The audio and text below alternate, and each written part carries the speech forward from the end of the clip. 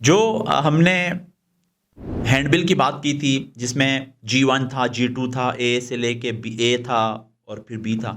उस हैंडबिल में A3 अगर आप देखें गौर से तो आपको नज़र आएगा कि ये कैश अमाउंट, नकद रकम, प्राइस बॉन्ड्स, गैर मुल्की करेंसी, फॉरेन करेंसी और बैंक में जमा शुदा रकम जो डिपॉजिट्स वगैरह होते हैं, और वो रकम जो किसी के पास होती है, और काबिल वसूल यानी रिसीवेबल्स या काबिल वसूल कर्जा डेट जो होता है, आपका एडवांस जो होता है, इन सब को क्या ट्रीटमेंट करना है हमारे ज़कातेबल एसेट्स और ज़कात की कैलकुलेशन के अंदर। देखें, जो कैश है हमारे पास available as on the cut off date, जो मेरी बनती है ज़कातेबिलिटी के लिए, उसको मैं अपने A3 के अंदर ले लूँगा। प्राइस बॉन्ड हैं, उनकी मालियत जितनी की हैं वो A3 में ले लूँगा। फॉरेन करेंसी को उस डेट के एक्सचेंज रेट के ऊपर कन्वर्ट करके A3 में ले लूँगा। बैंक डिपॉजिट में जितनी अमाउंट है वो सारी A3 में ले लूँगा।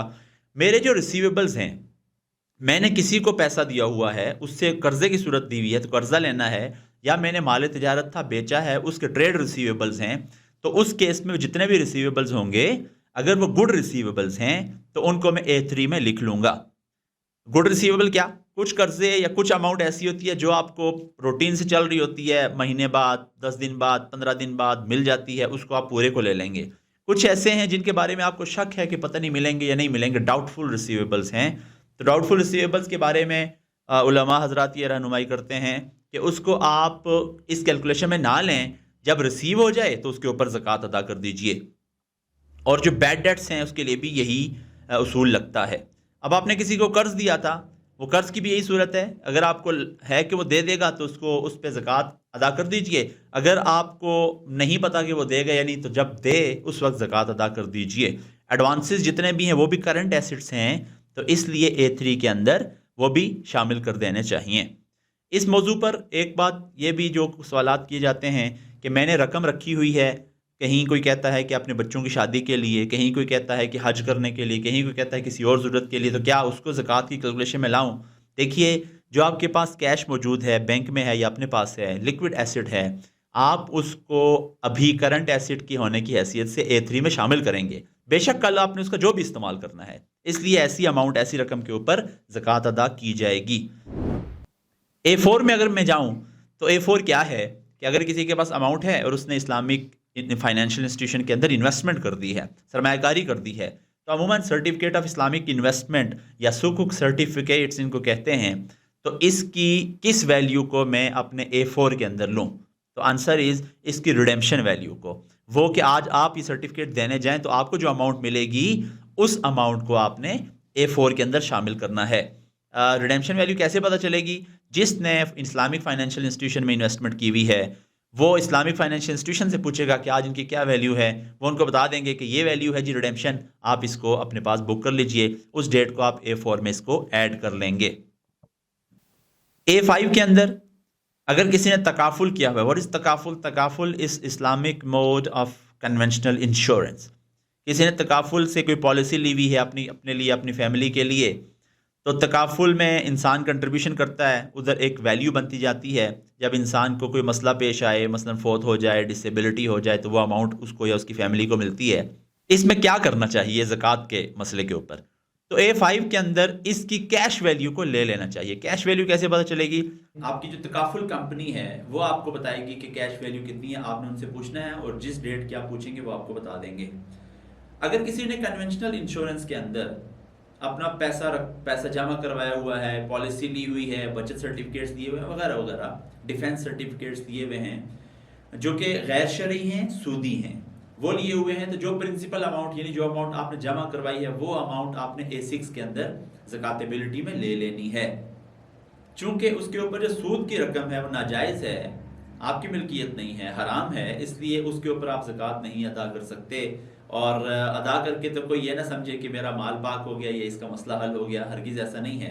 सूद की जहाँ जिक्र आया तो इस्लाम की तालीमात के अंदर, शरीयत के अंदर बहुत ही कम ऐसा नज़र आएगा कि अल्लाह रब्बुल इज़्ज़त ने बहुत सख्त बात की हो, बहुत सख्त वईद सुनाई हो, बहुत सख्त सज़ा का ऐलान किया हो, बहुत सख्त जुर्म करार दिया हो किसी चीज़ को, जितना अल्लाह रब्बुल इज़्ज़त ने सूद को करार दे दिया। सूरह बकरा के अंदर है कि अल्लाह रब्बुल इज़्ज़त और मोहम्मद मुस्तफ़ा सल्लल्लाहु अलैहि वसल्लम के ख़िलाफ़ ऐलान जंग है, हरब मिनल्लाह व रसूल। अल्लाह रब्बुल इज़्ज़त के साथ, नबी सल्लल्लाहु अलैहि वसल्लम के साथ ऐलान जंग है सूद का कारोबार करना, सूद करना।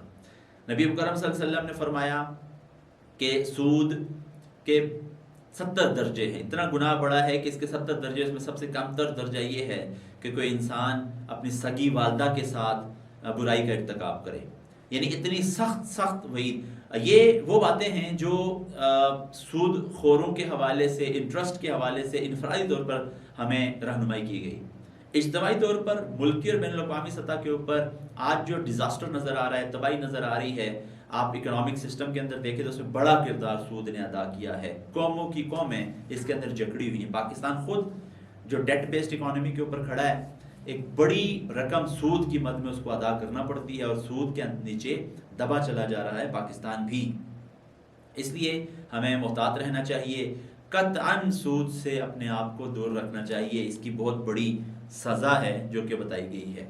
इसके मुकाबले में अगर कुछ करना ही हो तो इस्लामिक बैंक्स हैं, म्यूचुअल फंड्स हैं, जो उनके यूनिट्स जो शरिया कंप्लाइंट हैं, उनमें भी प्रॉफिट्स मिलते हैं, उसकी तरफ जाना चाहिए ताकि कन्वेंशनल बैंकिंग और इंटरेस्ट की जान तोड़ी जा सके। और ओवरऑल इस्लामिक इकोनॉमिक सिस्टम के लिए एफर्ट करनी चाहिए। अभी के जो बैंक हैं ये गैर सूदी बैंक तो हैं किसी हद तक, क्योंकि कॉन्ट्रैक्ट को ये ऐसा बनाते हैं कि जो इस्लाम से करीब तर हो, लेकिन हकीकतन इस्लामी बैंकारी अभी उसकी तरफ जाना चाहिए। अभी हम उस तरफ कदम तो बढ़े हैं लेकिन उसकी मंजिल तक नहीं पहुंचे।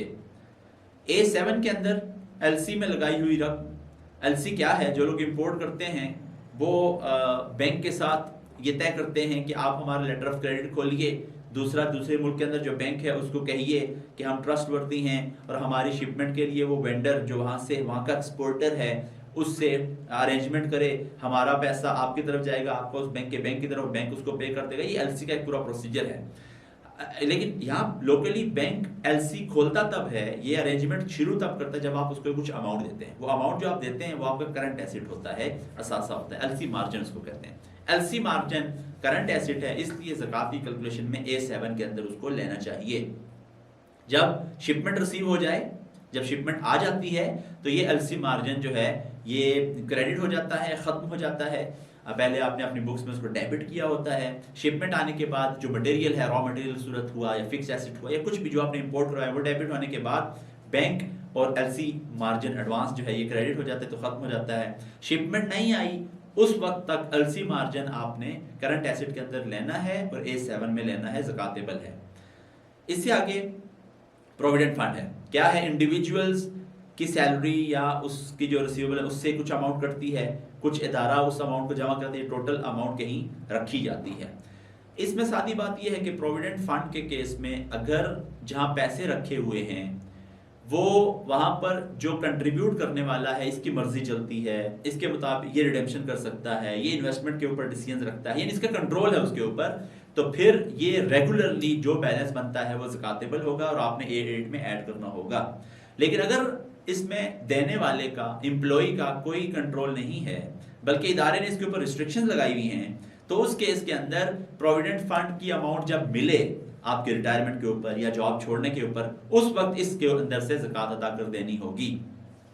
इस पर कुछ इख्तलाफात उलमा के दरमियान मैं बयान किए देता हूँ। कुछ हजरात ये कहते हैं कि हर साल जो बैलेंस है उसको लिख लो और ज़कात जो बनती है वो लिख लो, जब मिले तो जितना टोटल बैलेंस बचा हुआ है, ज़कात टोटल बना है, ज़कात का जो आपने हर साल के बैलेंस पर लिखा वो सारा देना होगा।